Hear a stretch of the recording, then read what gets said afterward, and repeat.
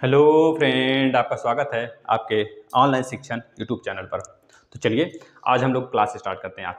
आज आपका 5वां यूनिट पूरी तरीके से विधिवत तरीके से क्लोज होने वाला है। तो आप लोग ध्यान से पढ़िएगा और एक चीज़ ध्यान दीजिए अपने रिवीजन पर। आप लोग बहुत ही बेहद ज़रूरी है। कुछ बच्चों का कमेंट आता है कि बच्चे बोलते हैं कि सर क्या साइंस में बहुत ज़्यादा डर लग रहा है मुझे। हम कह रहे हैं भैया काहे डरेंगे आप बताइए। देखिए कुछ चीज़ें हम यहाँ पे करा रहे हैं जो ना, तो उधर जो चीज़ें नहीं कराई गई हैं उसका हम टेस्ट भी ले रहे हैं हर संडे को। तो आप टेस्ट भी दीजिए संडे को, बहुत ज़रूरी है टेस्ट देना बेटा।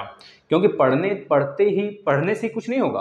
आप जब तक रिवीजन नहीं करेंगे, चैनल पे सारी चीज़ें पड़ी हुई हैं, सारे क्लासेस पड़े हुए हैं, टेस्ट लिया जाता है आपका, सारी चीज़ें आप करिए क्योंकि आपके लिए ही तो सारी चीज़ें हो रही हैं। आप बस ज़्यादा से ज़्यादा शेयर पे ध्यान दीजिए, उसके बाद हमारे ऊपर सब छोड़ दीजिए, हम लोग के ऊपर। हम लोग बिल्कुल विधिवत तरीके से इंतजाम कर रहे हैं सारी चीज़ों का। आप लोग ध्यान बिल्कुल बना के रखिए और अपना जो दिमाग है ना बिल्कुल खोल के रखिए बेटा। जो चीज़ें आपको प्रोवाइड की जाती हैं ना उसका नोट्स ज़रूर बनाइए आपको, वही आपको टेट में भी काम देगा। अब ऐसी बात नहीं है कि टेट में ये सारी चीज़ें नहीं आएंगी, आएंगी बेटा। टेट में आएंगी, सुपर टेट में आएंगी, सीटेट में आएंगी, हर जगह आएंगी, हर प्लेटफॉर्म पे आएंगी। आप लोग ये ना सोचा करिए कभी कि अब डीएलएड खत्म तो मास्टर तैयार। अब ऐसा थोड़े होता है निकालो गप से खा जाओ, नहीं। बहुत सारी चीज़ें हमको मशक्कत करनी पड़ती है बेटा। बहुत अभी कंपटीशन के लेवल में अब तो आप उतरिए, पहले डीएलएड तो पास करिए। ये सारी चीज़ें क्लास आप रखे रहिएगा, रिवीजन करते रहिएगा। यहाँ से 100% बता रहे हैं, आपके सारे एग्जाम्स में क्वेश्चन फंसेंगे बेटा। आज हम सिर्फ बात करने वाले हैं IUCN के बारे में, क्योंकि थोड़ी सी अच्छी टॉपिक है। 10-15 मिनट का क्लास होगा, आप इससे बने रहें, लास्ट तक बने रहें, समझ में आएगा। अब IUCN का सबसे पहले तो ये फुल फॉर्म क्या होता है हमने डिस्कस कर लिया है IUCN के बारे में, लेकिन फिर से यहाँ से पूरी नॉलेज ले लेते हैं। IUCN की स्थापना 1948 में हुआ था। 1948 में हुआ था, जिसका हेडक्वार्टर कहाँ पर, स्विट्जरलैंड है। इतनी बातें हमने आपको बता दी थी। और इसका फुल फॉर्म भी हमने बताया था। क्या बताया था? International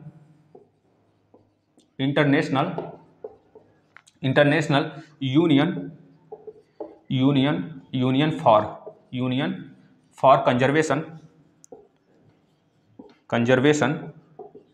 for conservation of nature and कह लीजिए एंड नेचर तक रखिए, एंड आगे मत लिखिए कुछ, इतना ही लिख देंगे आप, तब आपको पता चल जाएगा इसका फुल फॉर्म क्या है ना। अब इतना होता है, इसका फुल फॉर्म आप लिख लेंगे। अब देखिए इसमें बेटा कैसे सूची होती है, जैसे आपको पता है जो IUCN होता है ना, IUCN एक मानक तय करता है।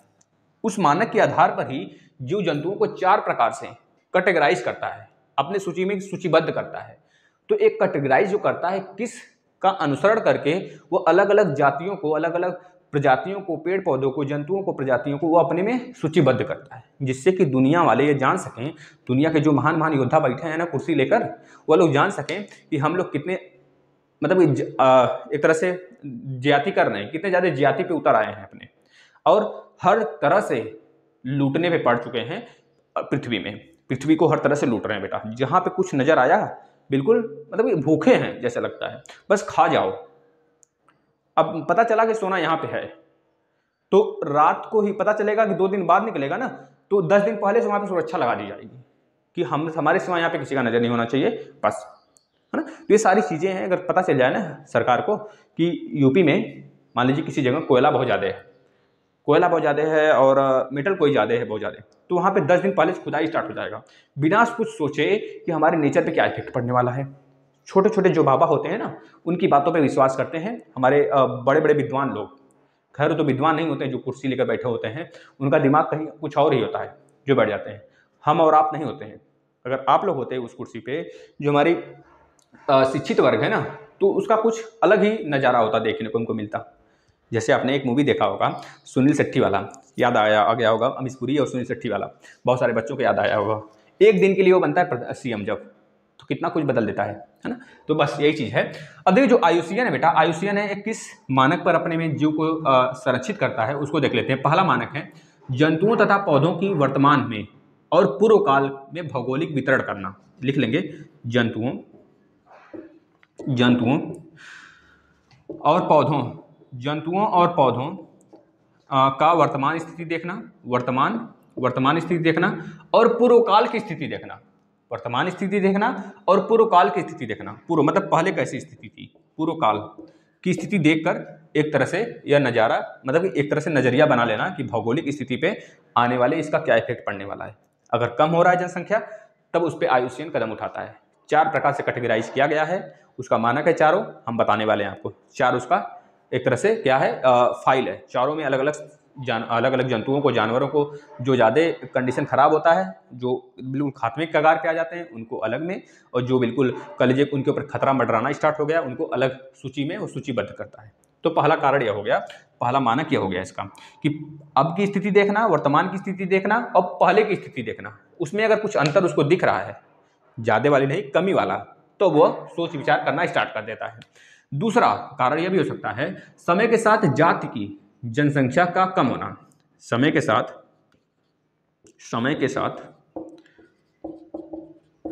जाति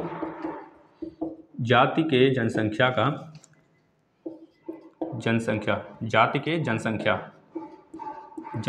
का कम होना, आप लिख लीजिए इसे। तीसरी बात लिख लेंगे आप, जाति का जो प्राकृतिक आवास है बेटा, जो जातियों का प्राकृतिक आवास है, उनके गुण, जैसे कि अपने गुण और उपलब्धता, अगर गुण उनका बदल रहा है तो उसके लिए भी, और उपलब्धता मतलब वहां पे अगर अपने इन सीटू में नहीं पाए जाते हैं। आपने पढ़ा था प्रस्थाने स्वस्थाने, स्वस्थाने मतलब इन सीटू, प्रस्थाने मतलब एक्स सीटू। जब इन सीटू में नहीं पाए जाते हैं, इन सीटू का भी कुछ क्राइटेरिया है, अगर उसमें नहीं मिलते हैं, एकाक भी दिखता है तो उसे मानते हैं विलुप्तीकरण नहीं, लेकिन अगर एक को नहीं दिखते हैं तो मान लेते हैं विलुप्त हो जाना। ठीक है ना। तो मतलब कि कुछ उनका टाइम बाउंडेशन है, लगभग 10 साल माना गया है, 8 से 10 साल तक अगर वो अपने इन सीटू में, अपने आवास में नहीं दिखाई देते हैं तो उसे विलुप्त मान लिया जाता है। तो ये बात आप यहाँ पे लिख लेंगे, यह कारण, तीसरा कारण। और जो चौथा कारण है भैया, मेन कारण है जो चौथा ना, इनका प्राकृतिक आवास में ना दिखना, ये लिख लेंगे आप, प्राकृतिक आवास में ना दिखना, यह कारण यह हो गया। जो चौथा कारण है, जाति का जैविक और विभव मूल्य क्या है।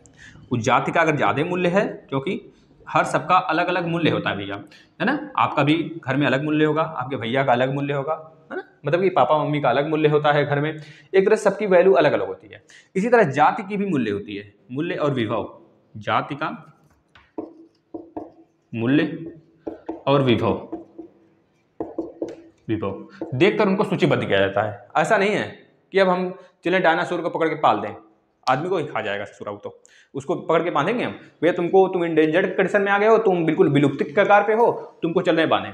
अब ऐसा नहीं है। जो खुखार जानवर हैं, जो आदमियों को खाते हैं पीते हैं, एक तरह से उनसे कुछ फायदा हमको नहीं मिलता है, अब उनको पकड़ के हम संरक्षित थोड़े करेंगे, हम संरक्षित उनको करेंगे जो हमारे इन्वायरमेंट को बचाते हैं।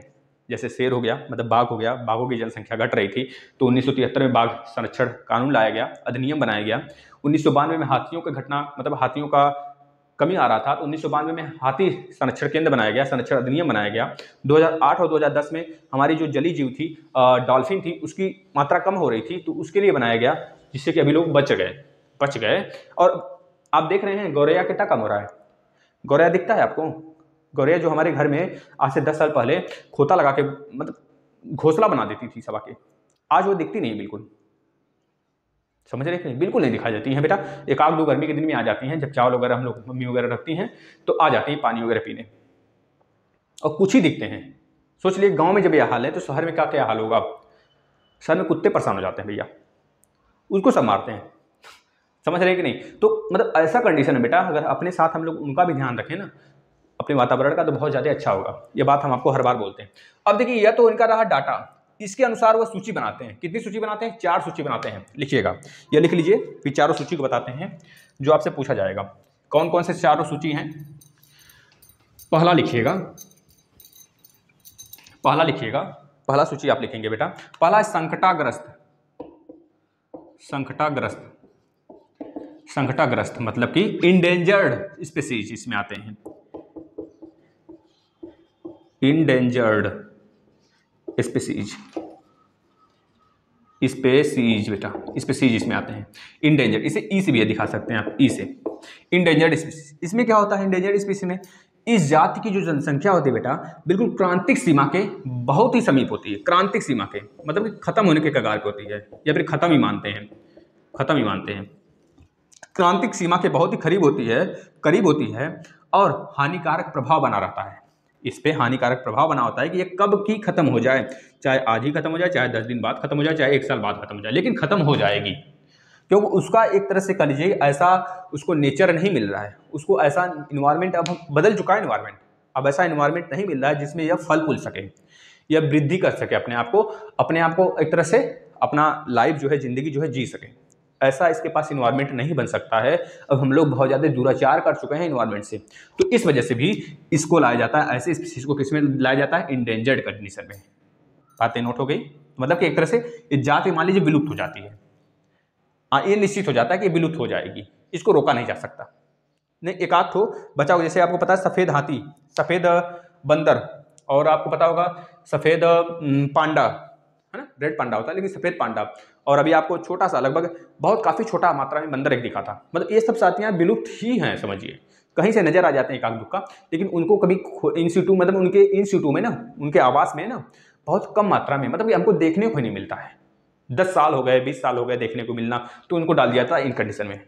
दूसरी चीज लिखेंगे, संकटाग्रस्त के बाद एक और आता है, लिखेंगे सुभेद जाति। सुभेद हिंदी में बोलते हैं सुभेद, सुभेद जाति, सुभेद जाति मतलब कि इसको क्या बोलते हैं, वल्नरेबल, क्या बोलते हैं, वुल्नरेबल, वुल्नरेबल स्पीसीज, क्या बोलते हैं बेटा, वुल्नरेबल, रेबल स्पीसीज, बेटा स्पीसीज लिख लेंगे आप यहाँ पे।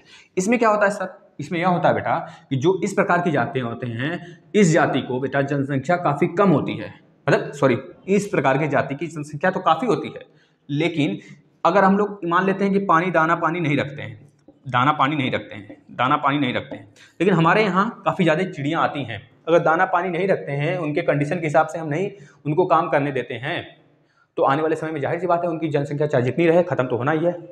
तो एक तरह से सरकार की वर्ल्ड की मंशा को देखते हुए, उनकी कार्य प्रणाली को देखते हुए, जो IUCN है बेटा वो पहले से तय कर देती है कि अगर आप इस तरीके से चल रहे हैं तो आने वाली जो स्पीसीज है, इस तरह की स्पीसीज को कैटेगराइज कर दिया जाता है कि इतने सारी स्पीसीज जो हैं, इतनी सारी जो जीव जंतु, उसका विलुप्ति हो जाएगा, भले ही आज बहुत ज़्यादा हैं, लेकिन आप ऐसे कंडीशन में ऐसा तरीका विचार, अपना जो सोच विचार आपका बदल चुका है, वर्ल्ड को चेतावनी दे देती है पहले से IUCN कि आप जो इस तरह के काम कर रहे हैं ना, उसमें इन सारे जीव जंतुओं का घाटा होने वाला है, बहुत सारे जीव जंतु आ जाते हैं उसमें, और उनको डाल दिया जाता है सुभेद जाति में, मतलब कि वल्नरेबल स्पीसीज।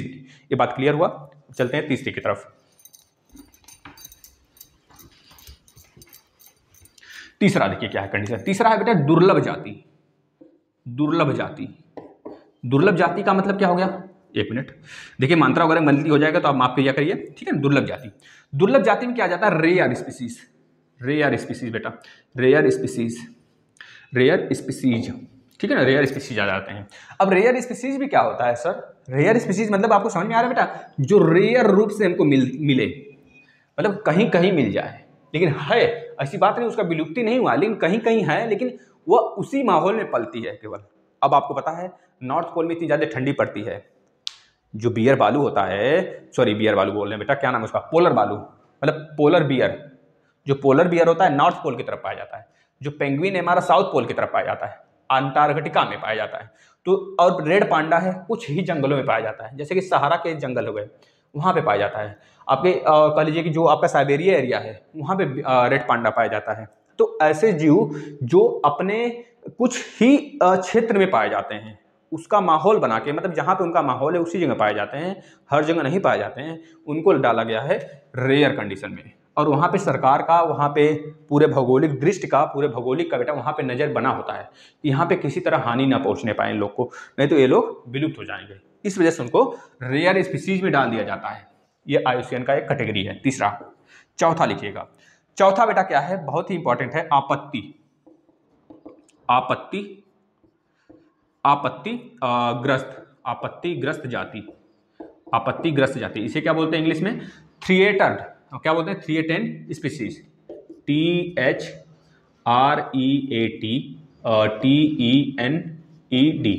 थ्रिएटेड स्पीसीज बोलते हैं बेटा, इसको आप लिख लेंगे। इसमें क्या होता है, उपरोक्त किसी भी वर्ग में, उपरोक्त किसी भी वर्ग में आने वाले जाति को हम क्या बोलते हैं, आपत्तिजनक, आपत्तिग्रस्त जाति। जितना तीनों आपने देखा ऊपर वाले, वो उसमें कोई जो जीव जंतु हैं वो ऑटोमेटिक किस में आ जाते हैं, आपत्तिग्रस्त जीव जंतु में आ जाते हैं इस प्रणाली में। यह रहा पूरा IUCN का खेल।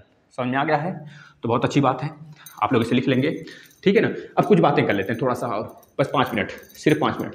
अब जातियों के विलुप्तीकरण के कारण अगर आपसे पूछ ले, जो जातियां हैं उसका विलुप्तीकरण का कारण क्या है, तो बोलेंगे अगर फिलहाल में देखा जाए तो 25,000 पादप पादप जो है बेटा, और लगभग 700 के आसपास जंतु विलुप्त हो चुके हैं, दिखाई नहीं देते हैं, हम लोग परिचित होंगे नहीं कभी इन लोग से, और ना ही हुए थे ना ही होंगे, क्योंकि हम लोग की जो आने वाले बच्चे हैं ना, पीढ़ियां हैं, वो आने वाले समय में गौरैया भी नहीं देखेंगी। हम लोग एक आध तो देख लेते हैं इस समय ना, नहीं देखेंगे, क्योंकि हम जब छोटे थे हम लोग तो काफ़ी ज़्यादा गौरैया वगैरह उड़ रहे थे, हम लोग को पता है, तोता मिट्ठू जो भी थे, अब देखिए कम दिखाई देते हैं।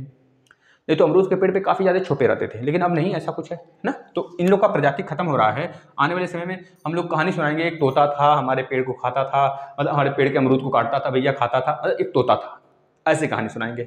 जैसे आज हम लोग की दादी सुनाती हैं, एक राजा था, यह बात था, वो बात था ना, इसी तरह हम भी कहानी सुनाएंगे अपने बच्चों को बेटा, है ना, समझ रहे कि नहीं। तो लगभग 25,000 पादप खत्म हो चुके हैं, 700 जीव जंतुआ खत्म हो चुकी हैं। और प्राकृतिक कारण क्या है इसका खत्म होने का, तो लिख लेंगे प्राकृतिक कारण में आप डाल के हेडिंग लिख लेंगे अपने से, हम बता रहे हैं क्या क्या लिखेंगे आप। पहला कारण लिखेंगे भूकंप, अर्थक्वेक यानी फ्लड यानी कि बाढ़ की स्थिति, सूखा पड़ना, पाला पड़ना, ये सब भी एक प्राकृतिक कारण है भैया, जीव जंतुओं का विलुप्त होना। कह लीजिए कि जो पॉलिनेशन है, जो रोग होते हैं, एक रोग लिख लीजिएगा, डिजीज का पनपना, जैसे वायरस वगैरह आ जाना, पॉलिनेशन होना मतलब परागकरण, जो परागकण है ना वो बंद हो जाना।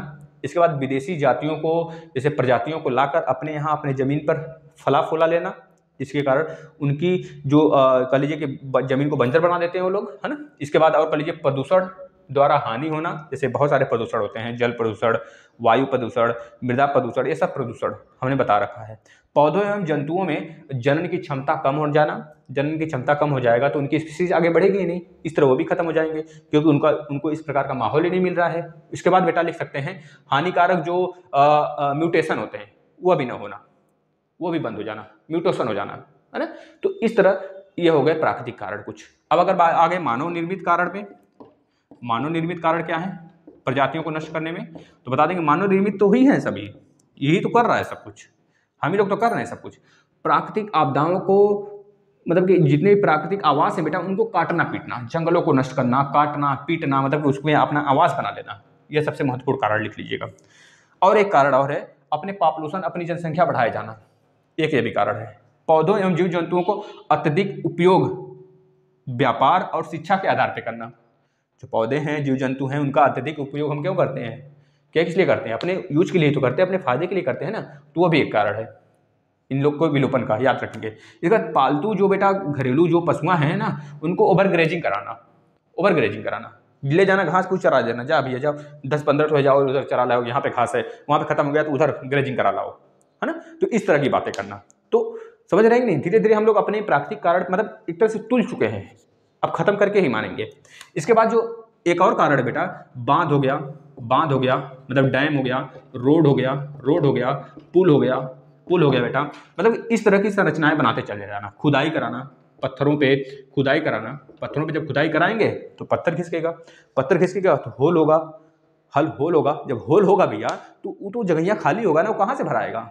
अब अर्थक्वेक आएगा, मतलब कि दीवार में क्या होगा, घर्षण होगा, फ्रिक्शन होगा तो घसकेगा, अर्थक्वेक आएगा, हानि होगी। समझ रहे कि मानव हानि भी होती है, ऐसा नहीं घर दुआर ही गिरता है बेटा, सब कुछ हानि होती है, हमारे जान मन तन, मतलब कि जान माल और धन की भी हानि होती है, सब कुछ की हानि होती है बेटा, है ना। इसको याद रखेंगे आप, ये सारी चीज़ें थी। और एक तरह से लास्ट लिख लेंगे आप, जैसे कि एयर पोल्यूशन हो गया, हम लोग करते हैं ना, जो गाड़ी मोटर चलाते हैं, फ्यूल वगैरह यूज करते हैं, ये सब भी कारण है इसके अंदर। बस इतना कारण था बेटा, आप लोग लिख लेंगे। और यही आज का टॉपिक था, आपका 5वां यूनिट खत्म हो गया। इसके बाद 6ठे यूनिट की तरफ हम चलेंगे। आप लोग बिल्कुल भी चिंता ना करें, आपका बिल्कुल बेहतरीन तरीके से क्लास सारे लिए जाएंगे, खत्म होंगे, लिए ही नहीं जाएंगे, खत्म करेंगे बिल्कुल बेहतरीन तरीके से। और मैराथन क्लास भी बहुत जल्दी स्टार्ट होने वाला है। इस समय आपका इंटर्नशिप स्टार्ट हो गया होगा, आप लोग बेहतरीन तरीके से करिए। कुछ बच्चे हैं कमेंट करते थे, तो उसके लिए वीडियो बनाए हुए हैं, देख लीजिए उसको, और सारे क्लासेस आप रिविजन करिए, है ना। चलिए, टेट के लिए आपको एक बता रहे हैं चैनल, इस ऑनलाइन शिक्षण 2.0 सर्च कर लीजिए, उसको सब्सक्राइब कर लीजिए। वो टेट के लिए बिल्कुल महत्वपूर्ण होगा आपके लिए, है ना, क्योंकि उसी जगह हम लोग सारे क्लास स्टार्ट करेंगे। हिंदी के लगभग 30 क्लास वहाँ पे चलाए जा चुके हैं, आप लोग देखिए। और आपको पता है कि पैटर्न बदल रहा है, अब इसमें 50 नंबर के जीके आएंगे, 50 नंबर के जीके आएंगे, तो जीके का भी क्लास वहाँ पे दिया जा रहा है, इंपॉर्टेंट टॉपिक दिया जा रहा है बेटा। आप देखिए वहाँ पे 50 नंबर के मतलब समझ रहे हैं, फेल अगर नहीं पढ़ोगे तो इम्पॉसिबल निकाल लो आप, TET, C TET, super TET, है ना, इम्पॉसिबल। समझ रहे कि जो आपको क्लासेस दिया जा रहा है सामाजिक विज्ञान का और साइंस का, ये सब सारे भर के आएंगे उसमें, समझ रहे कि नहीं, सब कुछ आएगा। आप बिल्कुल बिल्कुल सही प्लेटफॉर्म पे हो बेटा। दोनों चैनल सब्सक्राइब कर लीजिए, ऑनलाइन शिक्षण 2.0 लिखेंगे और ऑनलाइन शिक्षण लिखेंगे, दोनों को सब्सक्राइब कर लीजिए, बहुत ही आनंद आने वाला है, आप बिल्कुल बेहतरीन तरीके से पढ़ाई कर पाएंगे अपना। तो चले अब हम विदा लेते हैं, आगे हम स्टार्ट करेंगे लेक्चर नंबर 6। धन्यवाद।